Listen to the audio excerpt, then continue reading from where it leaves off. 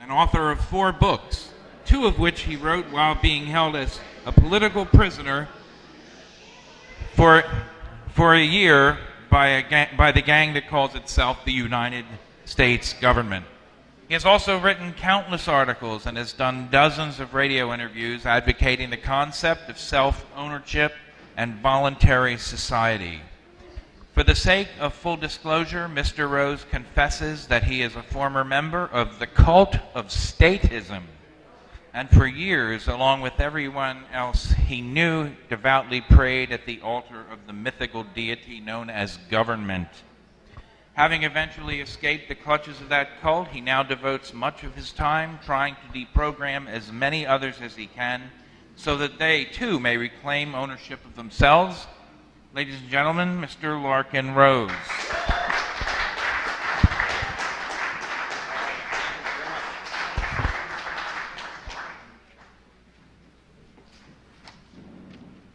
My topic today is mind control, but a different kind of mind control than you might usually think of.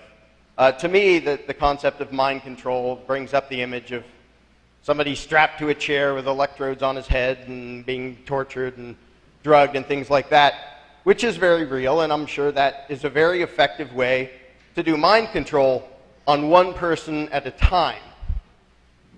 But if you want to do mind control on 100 million or 300 million people, it's going to take a while to do it that way. There is another method of mind control that is done right out in the open. It's done right in front of us, and it's not usually viewed as mind control. The way to do popular mind control, to do mind control on an entire community or an entire society, is to tell a lie to everybody all at once and keep telling them that lie over and over again until they actually perpetuate the lie themselves. If you were a control freak and you wanted to rule the world, and you had to go door to door, one person at a time, and try to convince one person at a time that he should throw away his self-ownership and his self-determination and blindly obey you, instead, you would not be a very successful tyrant. You might make it to 3 doors before someone beat the tar out of you and said, "Go away, we don't want to see you again." But if you can spread a lie to everybody at once, to the point where they don't see the lie, and to the point where they repeat the lie themselves, then you're in business. Then you have a long career as a megalomaniac ahead of you. Now, I know there are a lot of talks about conspiracy up here, and I know a lot of Americans have sort of a gut reaction of, "Oh, you think it's a government conspiracy," as if that's preposterous. Frankly, I think that's a really weird attitude. My wife and I ran a little medical transcription business. We conspired. We spent a lot of time thinking and planning how to make this business, how to make it run smoothly, how to make it so we could make money off of it. The idea that the people who like power wouldn't, behind closed doors, try to figure out how to do what they do, wouldn't conspire, is idiotic. Everyone conspires. If I was a control freak and didn't care about the self-ownership of everybody else, I would conspire, find ways to trick them and lie to them and deceive them and enslave them to my will. As it happens, I think people own themselves, so I don't play that game. But I want to talk about a type of mind control that starts with a conspiracy, but the conspiracy becomes irrelevant and unnecessary. And again, it works by telling a lie so often and for so long that your victims begin to repeat the lie. They pass it on. The teachers pass on the lie to their students. The parents pass on the lie to their children, not because it's some conspiracy, not because the teachers and parents are thinking, "I'm going to enslave these little minds." They just think they're telling the kids what is. This is reality. This is the world. They pass on the lie because they don't see it as a lie. And that is the power of mass mind control. if you're part of the group that's been controlled and been told this lie all your life, it doesn't look like a lie. It doesn't feel like a lie. It doesn't feel like anything. It just feels like describing what is.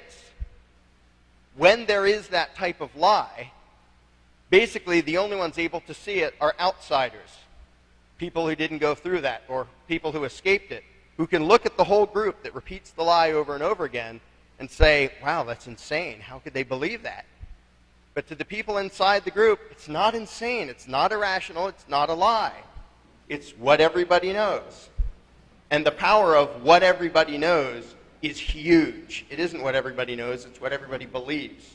And if you can get an entire group to believe something completely insane, the chances of any of them ever doubting it are very slim.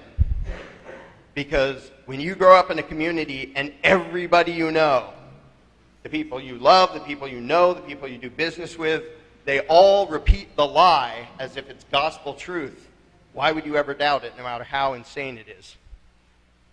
Now, I want to give 2 examples to demonstrate what the results of mind control look like. In the first example, you're going to be the outsider. You're stumbling through a jungle in the middle of nowhere, and you come across a tribe. And you meet them, and for convenience of my analogy, they happen to speak English, but oh well. And you say, howdy, and they say, hey, stranger, come on in. And you think, well, they didn't kill me, so that's a good start.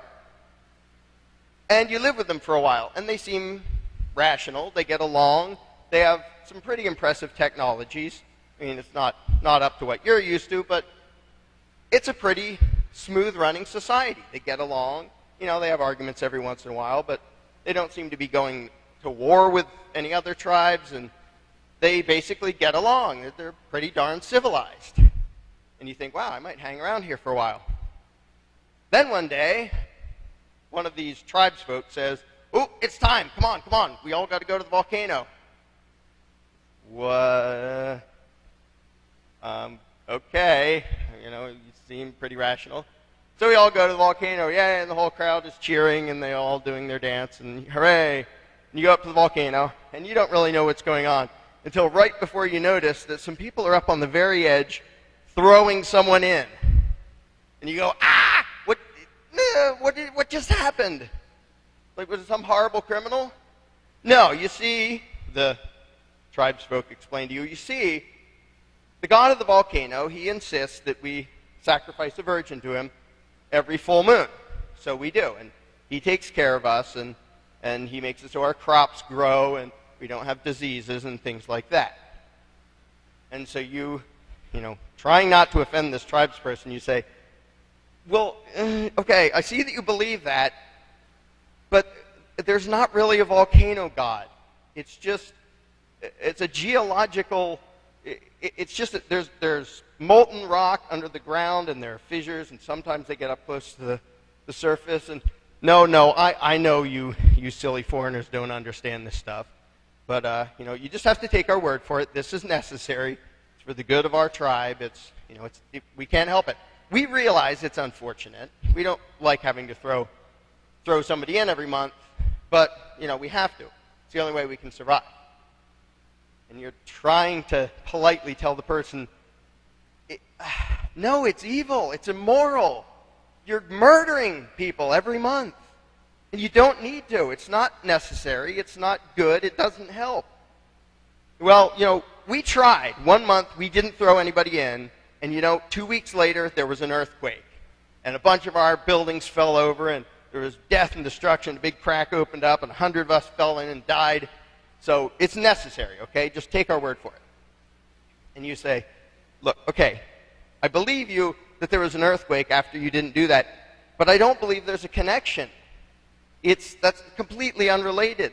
There's not a god of the volcano. The volcano isn't controlling the weather. It's not controlling the earthquakes. It's not controlling your crops. You shouldn't be doing that. It's bad. And eventually the guy in the tribe says, what do you know? You know, you're a stupid outsider. You don't know anything about us. You don't know anything about what we believe. And if you don't like it, if you don't like our culture, just get out. Get out of our jungle. Get lost.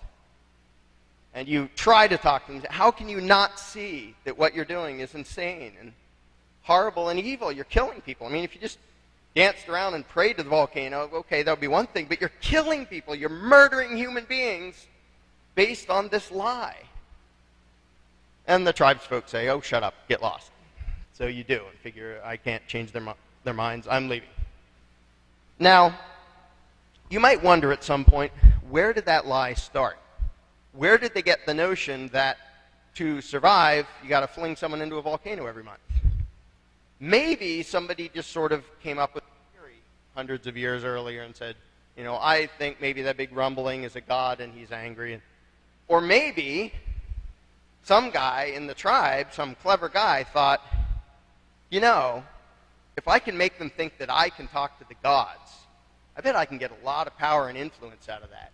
If I can make them start doing these rituals as if there's a god in the volcano and as if I'm his spokesman, that's going to pay off for me.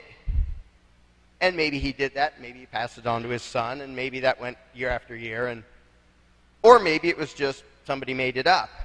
But eventually, it doesn't matter. Because eventually, the ones pushing the lie, the ones who teach the lie, are everybody, and they don't even know why. They don't understand that it's a lie, so they pass it on. And they are incapable of considering the possibility that it's a lie. Now, from our perspective, it's easy to look at the tribe and go, oh, how backwards and primitive and silly and irrational you are, believing this ridiculous myth about God of the volcano. We can ridicule them, we can insult them, and so on and so forth. But now, I'd like you to consider the second example. What lies do we not see because we all believe them? Because we all repeat them? Because we've all heard everybody we know repeating them over and over and over again? No, we don't believe in a volcano god, but what do we believe in that doesn't actually make any sense but that we've never questioned? In other words, what are the ways in which mind control has been used on us and we haven't noticed? For that example, we don't get to be the outsiders because we're in the group. So this example, an alien comes down to Earth. And he lands here and he's looking around and he comes across an earthling. And the earthling goes, ooh, you don't look like one of us. You're from another planet, right? And the alien says, yep, just thought I'd come down and see how you guys are doing and see what your civilization's up to. And the earthling says, should I take you to our leader? And the alien says, to your what? You know, the guy in charge. The guy in charge of what? The guy in charge of everything. You have one guy in charge of everything? Well, it's not just one, it's a few. You know, government. Government. Well, you know, I came down to see your civilization and sure, show me this government thing. So you jump in the car and you drive to Washington, D.C. And they get out and the earthling goes, here it is. And the alien says, okay, where? I'm not sure what I'm looking for. Well, it's all around us. This is where it all happens. Okay, where's this government thing? Well, it's all around us. This is where it happens. Well, I see this huge building here. Is that it? Well, that's the Capitol building. That's where government does its business. In there. Okay, but that's not government, that's just sort of its house or something. Yeah, that's right. That's where it does its thing. Well, could you tell me what this government thing, what does it look like? Like, describe it to me. Well, it doesn't really look like anything. I mean, you can't really see government as a thing. So it's like a gas or something that floats around that's invisible or it hides or something. No, it's not anything like that. It's hard to explain. You can't really see it. You can't really draw a picture of it. All right, well then let's try this approach. What does it do, this government thing? What does it do? Well, it makes the rules for all of us. It tells us what to do. And for those who disobey, it punishes us. Okay, so this thing tells you, human earthlings, what to do. It bosses you around. And if you disobey, it punishes you. It sounds sort of like a slave master. Oh, no. It works for us. It serves us. We're the boss.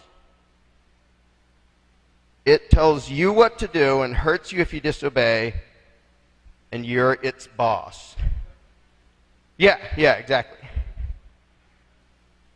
Okay, I'm having a little trouble with it. It gives you these rules. It's wise and gives you smart rules all the time, you mean?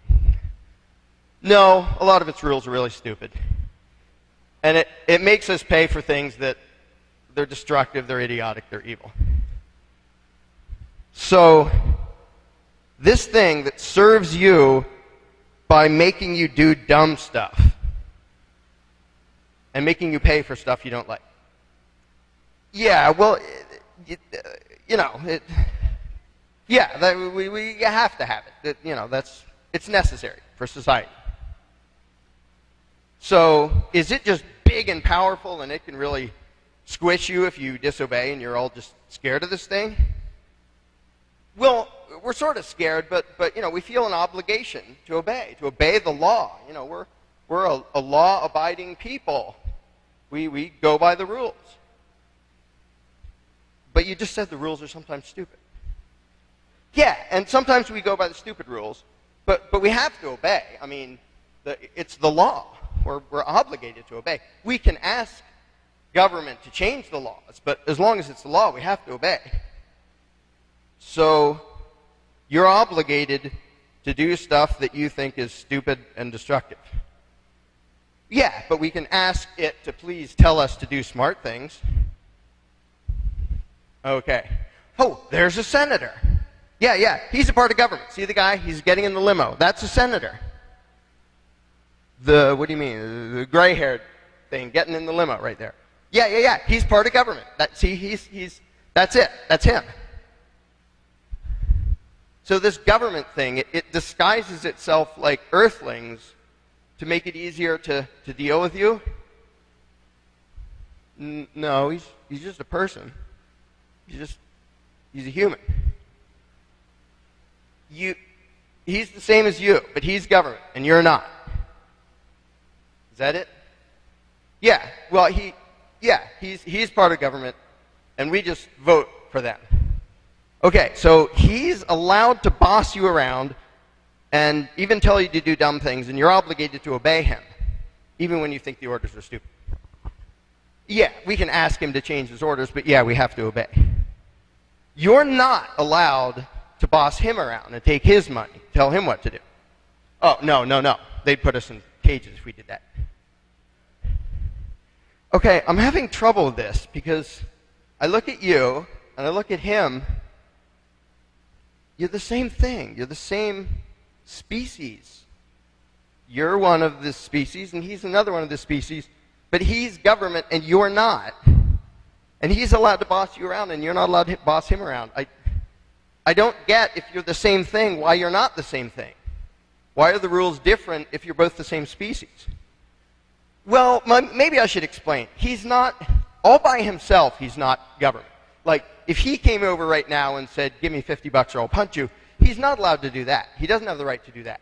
If he came over right now just on his own and told me what to do, he can't do that. He's only allowed to do these things when he's acting as government. So he's not government, he's acting as government. So he's pretending to be government? No, I mean acting on behalf of government. Okay, so he's not it anymore. He's not government. There's this other thing called government, and he's acting on behalf of it when he bosses you around and demands your money. Right? Well, yeah, he's a part of it, and he represents it. He's just their agent, sort of. Okay, so you can't really point to him. He's not government anymore. The building, that's not government. The guy, he's not government, he's just acting on behalf of it. And they give you these orders. Yeah, they're called laws, and there's whole libraries full of law books that tell us what we can do and what happens if we disobey. Okay, and they're not government either. They're just books. Yeah, they're just books. So you have the building that isn't government, the people that aren't government, the people who enforce it. Is that some different species? No, they're just humans too. Okay. You have enforcers, you have law books. None of them are government, but they all act on behalf of government, whatever it is. Yeah, well, sort of together they are, but sort of together they're not, really. Okay, these laws. Who makes them up? Government makes them up, and then, like, that guy writes it down? The guy who got in the limo? No, he makes it up. He makes up the rules. Him and a bunch of other politicians, they make up the rules, and then they have enforcers they hire to come put us in cages if we disobey. So he's making it up. He's the one thinking them up and writing them down. That human, the thing that's just like you, the human, along with other humans, they're the ones that sit down and make up these commands. Yeah, they make the laws. While claiming to be acting on behalf of a thing called government. Does that thing look like a volcano by any chance? No, why do you ask? Never mind. So humans make up these commands. They tell you to obey. You feel obligated to obey, even when you think they're stupid. I'm still having trouble recognizing the government because I can see all the ingredients you can point out. I can see the law books and the buildings and the enforcers and the politicians, but you keep saying it's something else, and you keep not being able to point to it. I mean, I understand, even back on my planet, we have, like, sports teams, and you can say that all these people are on the sports team, and together they make up a sports team. But what you're telling me is all these people in buildings, they're part of government, but they're not really it. There's something else that makes it government, and they're not it, but you can't really tell me what it is or where it comes from. So let's try a new approach. They give you these laws, these commands. They tell you what to do. Basically, they threaten you, right? They say you're going to do this or we'll hurt you. Well, yeah, but we don't really view it that way. It's the law of the land. We have to obey it. It's the law of the land. The dirt? The land makes the law? I thought that guy did. Well, yeah, but on behalf of the thing called government, on behalf of the country, he tells us what to do and hurts us if we disobey. Wait, didn't you say he works for you? He does this for your benefit? Yeah, for our benefit, he bosses us around and takes our money. Okay.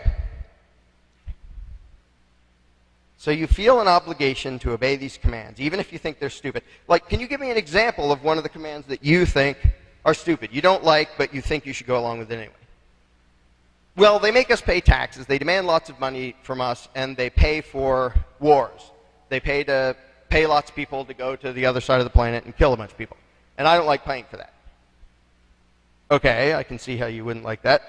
Doesn't sound like a good thing to me, the way you described it. But you feel obligated to give them your money. Like it's a bad thing if you don't. Yeah. You feel obligated to fund what you consider to be murder. You think it's bad for you not to fund murder. In a way. Okay, let me back up for a minute. Do you Earthlings, do you generally accept that stealing from each other and beating each other up and murdering each other for no reason, are you guys to the point where you kind of understand that that's not a good thing? Oh, yeah, we know that. You don't steal, don't attack, don't assault. Don't do that horrible thing. Okay. But when the guy who got in the limo, when he says, give us money so we can go kill people, you feel obligated to go along with it and to give him money. Well, that's different. That's not just somebody doing it. That's authority doing it. That's government doing it. Okay, now, I'm assuming you're just scared of this thing. It's a big, horrible, powerful thing. So, like, how many people does it take money from to pay for this war, among other things. About 100 million of us. 100 million of you. So it must have, 100 million enforcers to make you guys pay up. No, I think there are about 100,000 tax collectors for the federal government. So you outnumber them 1,000 to 1, but you still feel obligated to give them your money to fund things you think are evil. Well, yeah, we can ask them to change their commands, of course. We're allowed to ask them to tell us to do what we want them to tell us to do. Okay, so let me get this straight. You sent them there. You decided that some of you should go there and boss you around and take your money. And your goal is to pick somebody who's going to order you to do what you were going to do anyway. But what happens every time is he orders you to do something else, and then you try to make somebody else go there who's going to boss you around and command you to do things that are in line with your own beliefs and morals and things like that. Is that how it works? Yeah, pretty much. They boss us around, and we try to put people there who are going to tell us to do what we wanted to do in the first place. Okay, now, I realize I'm new to this planet, and this seems sort of strange to me, but I got to ask you a question. Instead of you trying to pick one of you to put there to boss you around and take your money in the hopes that he's going to do it and command you to do the things that you think are right anyway, why don't you do what we do on our planet, which is you do what you think is right, and that's all. On my planet, we have conflicts and stuff, but we each do what we think is right. We spend our own money. We make up our own decisions.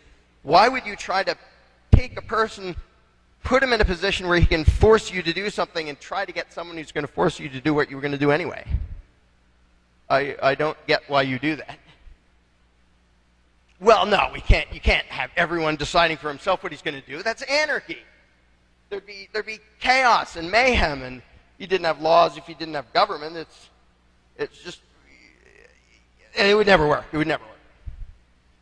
So, in order to keep you humans civilized, in order to keep you from attacking and stealing and murdering each other, you choose some of you to go over there who then attack you and steal from you and murder you so that nobody will attack you and steal from you and murder you, because if they didn't, somebody might attack you and steal from you and murder you. Is that right?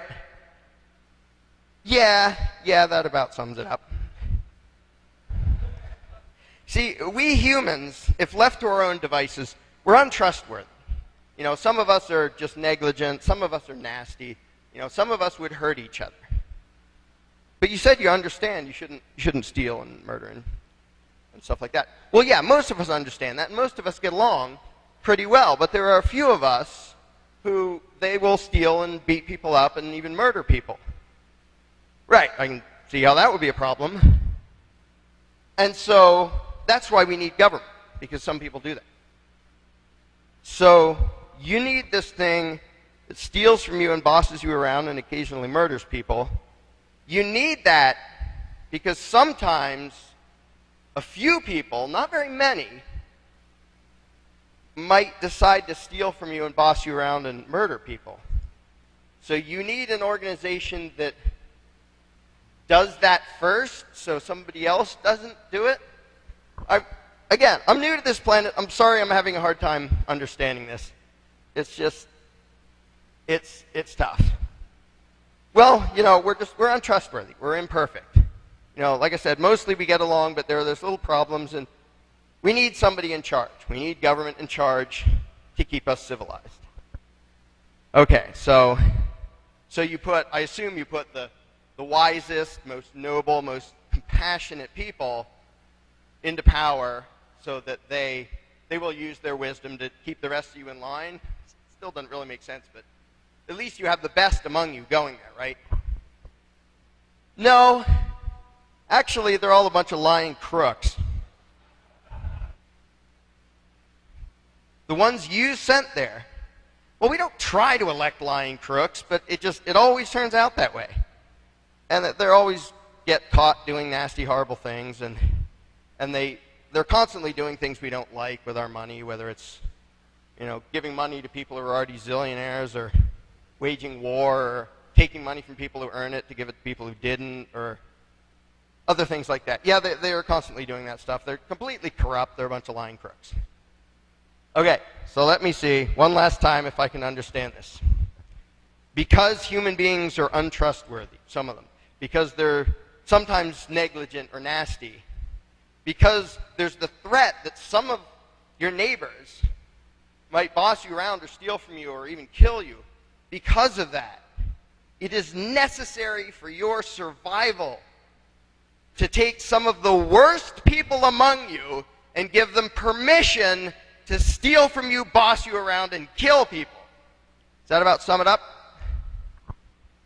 Yeah, that's pretty much government in a nutshell. Okay, tell you what, we'll come back to your planet in a few hundred years and see if you have any grasp on reality by then. See you later. Alien flies away. This is the mind control that most people don't see. If you believe there is such a thing as government, you are the victim of mind control. Government is no more real than the volcano god.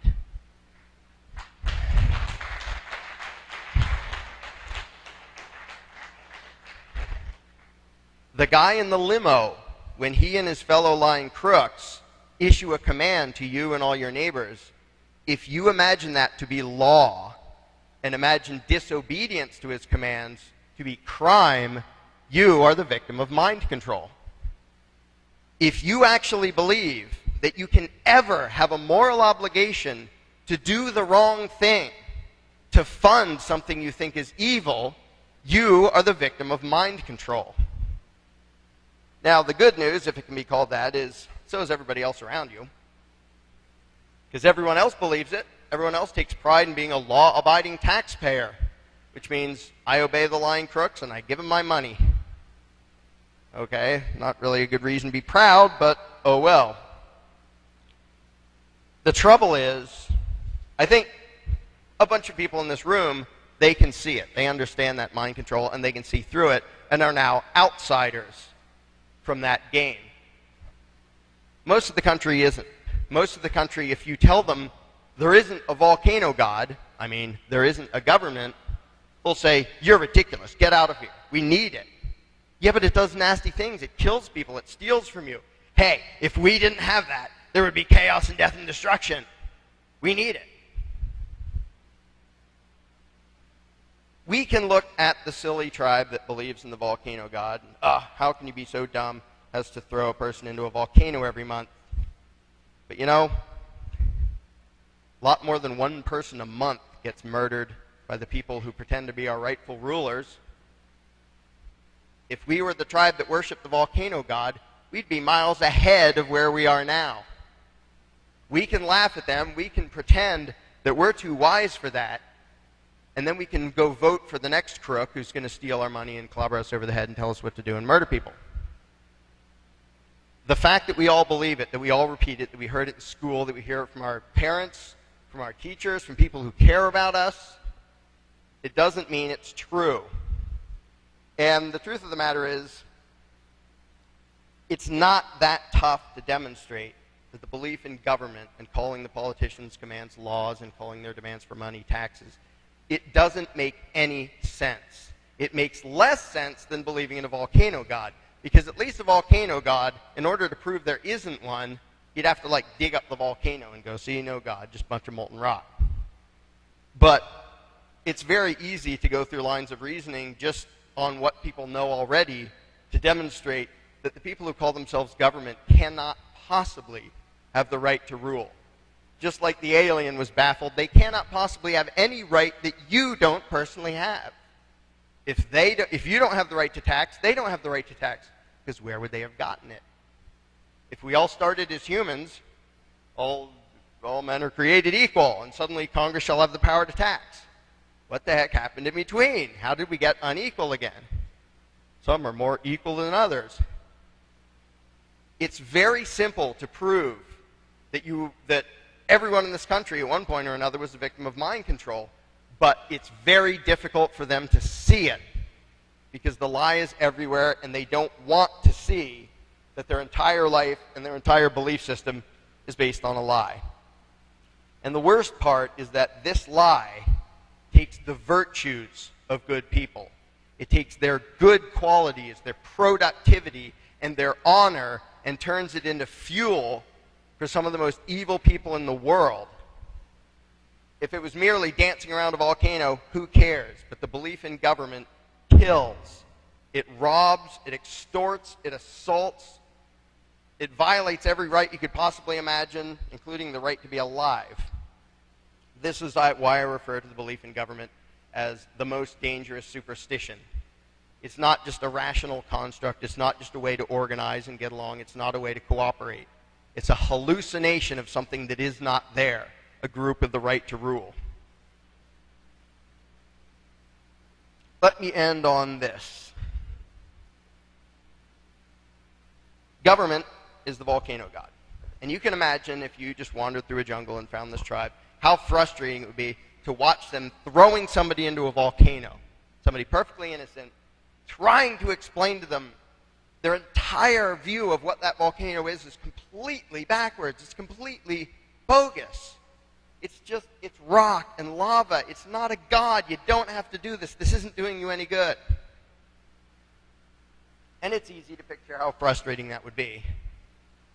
And my question is, are we Americans any more open to reason than the volcano worshippers? Most of us aren't. And you can see that when you try to deprogram someone from their own lie, their own universally accepted lie. They don't believe in the volcano god, they just believe in something that's about 100,000 times more destructive. We can think we're smarter than that tribe as we murder tens of thousands of people at a time that haven't done anything to us. We can think we're smarter than that tribe as we imagine legitimacy to a group of people stealing trillions of dollars and doing destructive, evil, idiotic things with it. We are not sane beings until we accept that we each own ourselves. We do not behave in a sane manner as long as we believe in authority. Because when you believe in authority, you actually really and truly believe that you have an obligation to do what you think is wrong. Because whenever there's a conflict between your own judgment and authority, if you choose authority, you are choosing evil. And humanity has been doing it for a long, long time. It's why every war has happened. Every example of widespread oppression. It's because we imagine a thing that is no more real than a volcano god. Thank you.